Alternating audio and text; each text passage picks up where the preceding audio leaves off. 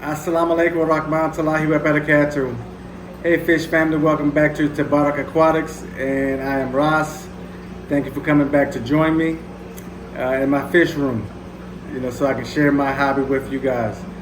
Hey, by the way, if anybody, if this is your first time stopping by my channel, if you like, I hope you enjoy it, but if you like, please hit that subscribe button. Subscribe to my channel will help benefit the channel and make us popular so that YouTube can put this channel in front of other people that's seeking aquarium, information, so to speak. I give some advice. I'm not an expert, but I give you advice as far as I share with you my journey and what I'm going through and my experience, and hopefully we can learn together. Please hit that like button, that subscribe. Please comment, leave a comment, let me know what you think. Give me any suggestions that you may have, any questions that you may have. Hopefully I can answer. Like I said, I'm not an expert. I'm just sharing my experience with you guys. But anyway, what I want to talk about was something that's kind of controversial as far as maintaining your tank, paying attention to your tank. And what I want to talk about is the fact that all clear, good-looking water isn't necessarily healthy, and all messy water isn't necessarily bad. And how can we tell? Look at your fish and what's happening in your tank, and then figure out how to fix it. But in any case, got a story for you. With a song about it, like to hear it, here it go. All right, this is my 8-footer. A 350-gallon tank, my popular tank because it's my predator tank. And look at all the fish looking healthy and happy.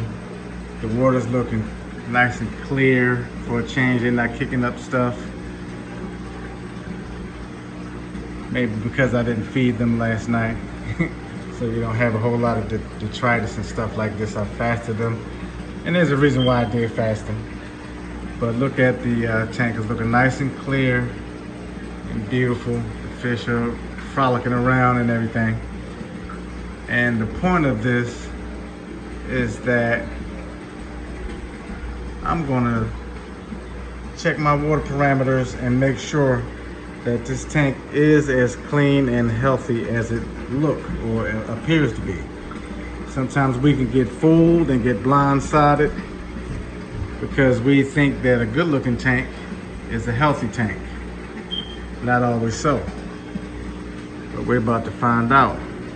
Looked like that little guy had a scuffle on his dorsal fins. We're gonna have to throw some Melafix in there and fix that. Okay.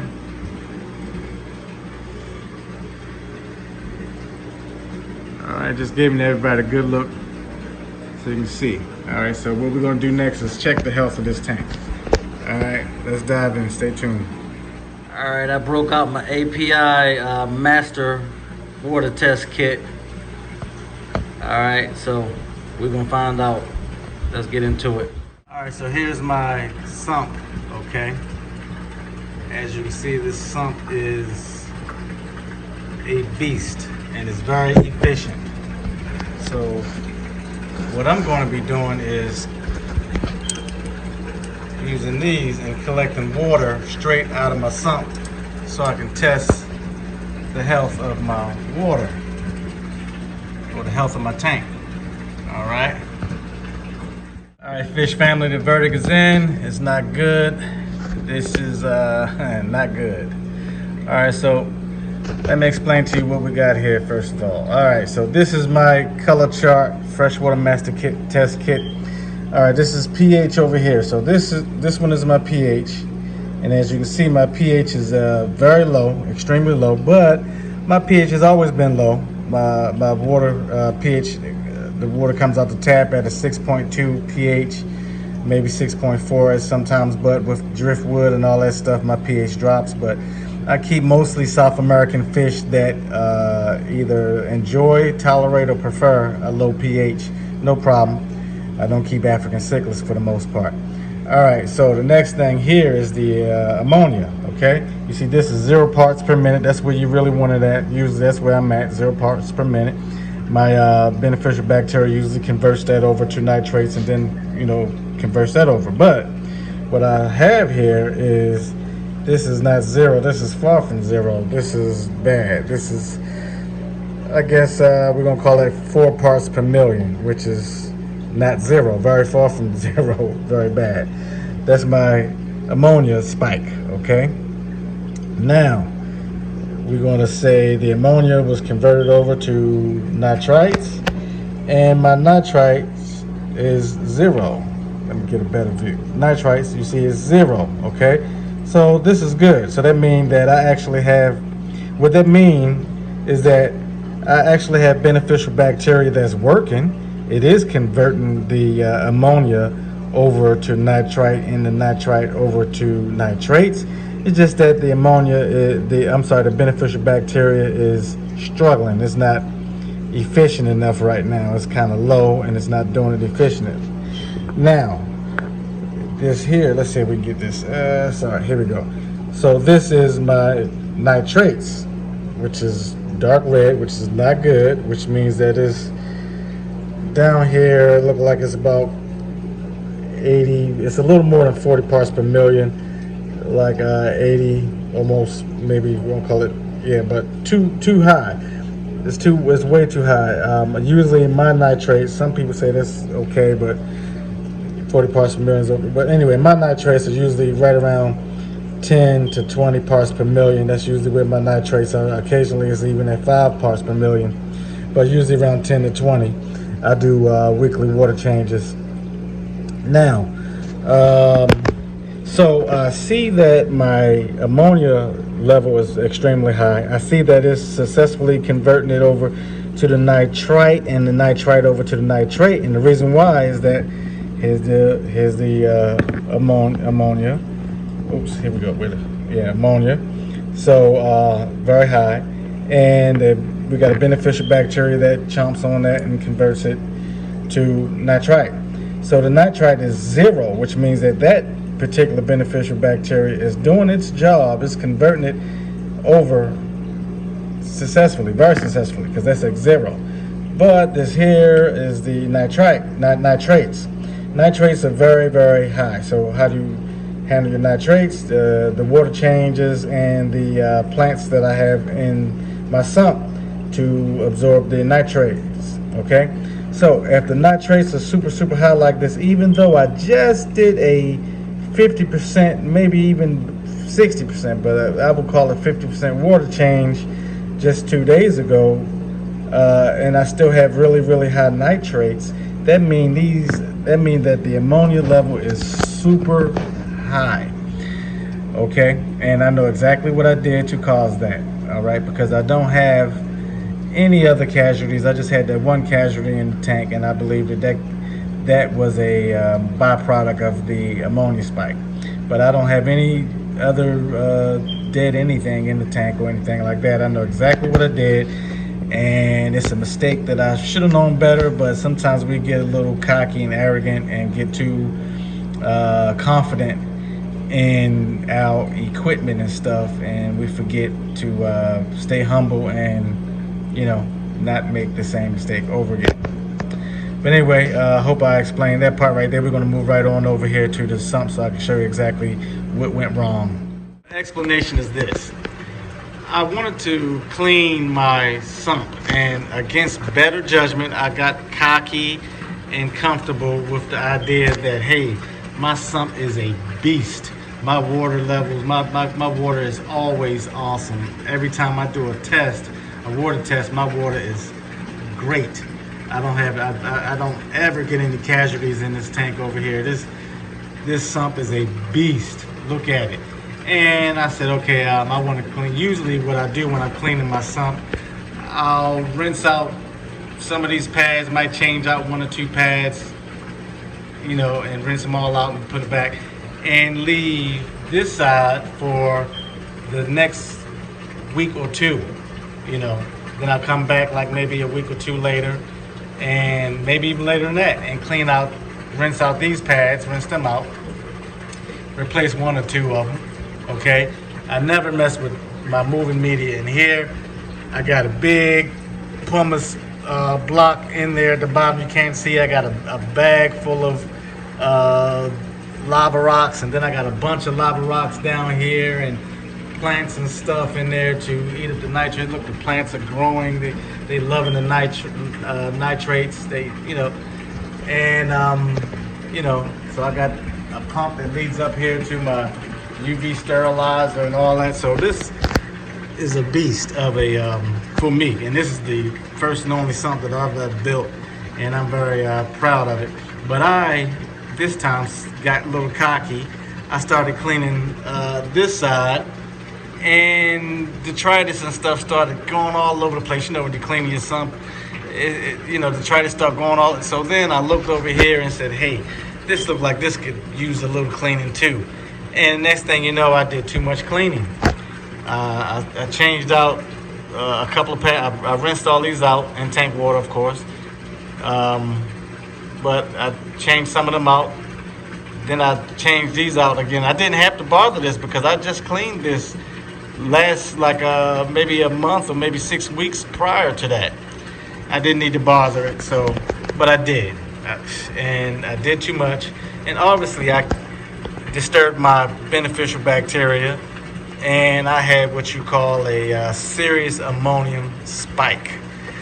Now the thing is that I didn't notice that I had an ammonium spike because all my fish in here would just everybody's eating and swimming, and and I didn't get any bacteria bloom in this tank at all whatsoever. So my only warning was one of these fishies died.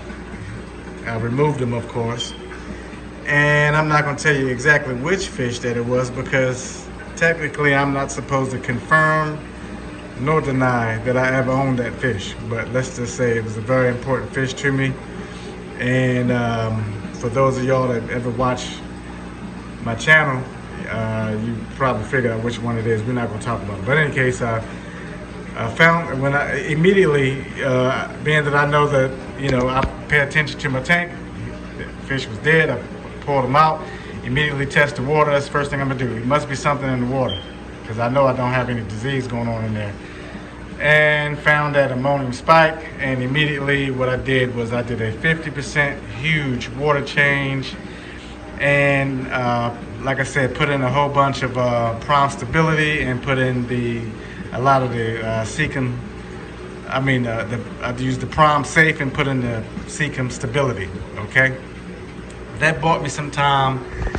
So here it is. I just rechecked it, and it's still looking rough. So to buy myself some time, what I'm going to do is repeat the process. When you put in a whole bunch of prom, it neutralizes the ammonium and the nitrates. It neutralizes so that it's not harmful to the fish, but yet it still serves as food for the new beneficial bacteria that I hope to build up in here. And so that's where the stability comes in at. So I ordered some more stability online on Amazon, and it's supposed to be here tomorrow, hopefully early in the morning, and I'll dose it up with some more stability. But for now, tonight, I'm going to put some more prom in here to neutralize that ammonia and nitrates. But like I said, you would never know it by looking at the tank because it looks nice and clear and clean, and take that lesson.